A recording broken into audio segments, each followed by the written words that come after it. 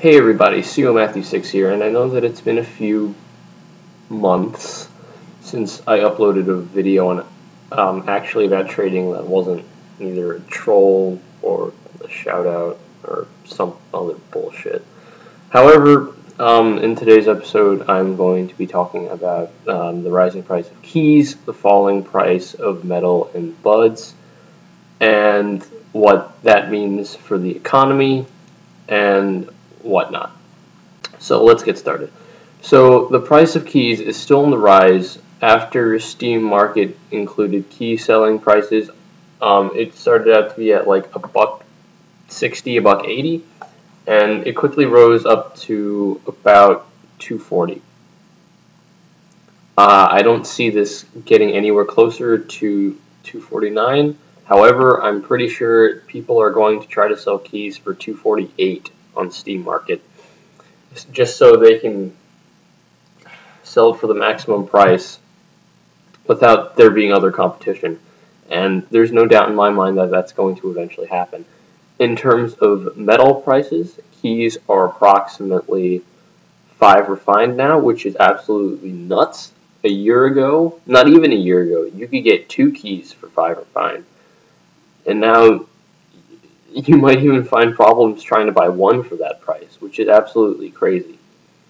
What one of my friends and I have been discussing is that Valve create another outlet for metal, like what they did for the Golden Wrench. If you don't know what that is, there was approximately a 1 in 1,000 chance of crafting a Golden Wrench, and the first 100 people to do so would get a Golden Wrench. There's only like about 100 in circulation right now, and they're incredibly rare, incredibly valuable. I don't think people are even trading those things. So the key to bud value also fell. You could buy buds for approximately 23 keys, which is nuts.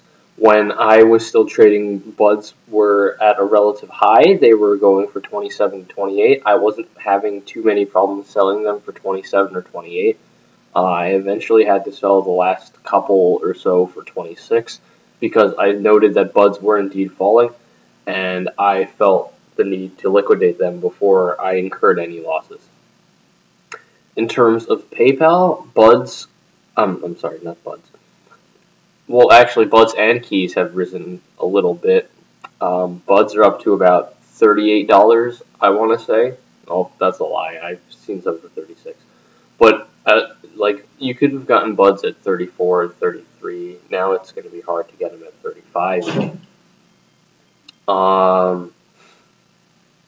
Key prices have gone up. I remember they could be sold for $1.30, $1.35 way back when. Now they're going for $1.50, $1.60, and you can sell them for $1.40 without any trouble whatsoever. Excuse me.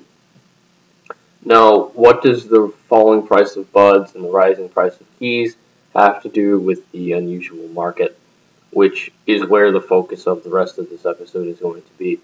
And the value between buds and unusuals is not going to change. Simple as that. There is no argument. It doesn't matter that buds are going down. That does not insinuate whatsoever that unusuals are going up. Just because the value of buds is going down, that does not mean that unusuals are becoming more valuable.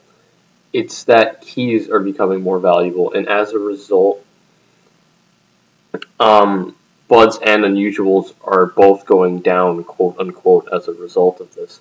So say you have a 20 bud hat. Lucky you. If it would originally have been worth about 400 and, I don't know, 400, let's just say 500 keys. 25 times 20 is 500. And say buds, that's when buds were worth 25 keys. Now they're worth 23. So now they're worth about 460. So that does not mean that the unusual is still worth 500 keys.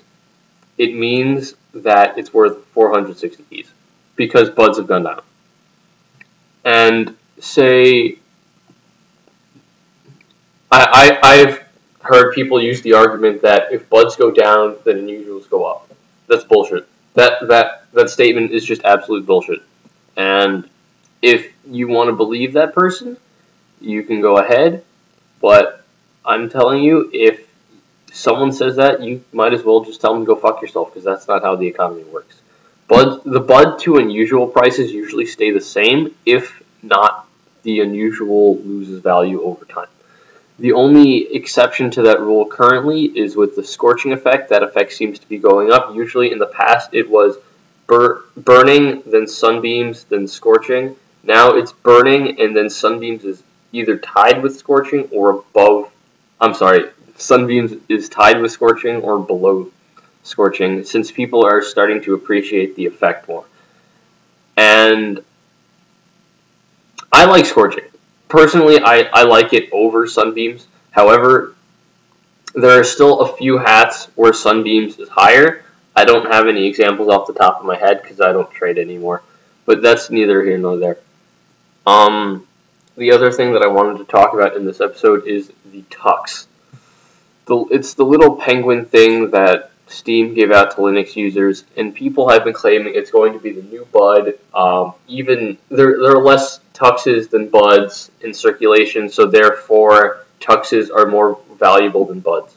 I just want to say that that is complete bullshit. And if you think that even for a second that tuxes will be worth more or even the same as earbuds, then you're clearly mistaken. The tux looks absolutely stupid. The earbuds look absolutely sexy, and they even have a particle effect attached to them, even though it doesn't say anything, but you can see the music notes coming out of your head if you have earbuds on. In addition, rarity does not equate to demand.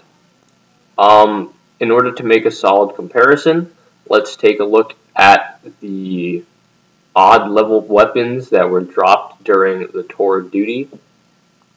Glitch way back in last August. First and foremost, there are only 50 or so of these odd level bot killer weapons.